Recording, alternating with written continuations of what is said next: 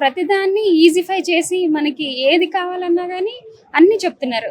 ఒకటి మనకి ప్రాబ్లం ఉంది, ఓకే పర్లేదు మేము సాల్వ్ చేస్తాము, ఇది అవసరం లేదు. So I mean what kind of problem మీరు అన్నారు వాళ్ళు? అంటే మేము ఎడ్యుకేషన్ లోన్ పరంగా కానీ ఏ ప్రాపర్టీస్ ఉండాలి, అట్లా కొన్నిటికైతే కొన్ని బ్యాంక్స్ కి ప్రాపర్టీస్ ఉండాలి, మనం చూపించాలి త్రూ ఎక్కడున్నామో అక్కడే చూపించాలని కూడా కొన్ని బ్యాంక్స్ అడుగుతున్నారు. వీళ్ళు ఏంటంటే అలా ఏం అవసరం లేదు, మేము స్టూడెంట్ తనని చూస్ చేసుకునే తన పరంగానే ఇస్తాము మేము, మీరు సెకండ్ ఆప్షన్ అంతే పేరెంట్స్, సో మాకేం ప్రాపర్టీస్ అవసరం లేదు అని కూడా చెప్పారనమాట. ఓకే, నిహారిక ఏంటి ఇప్పుడు గ్రాడ్యుయేషన్ అయిపోయిందా?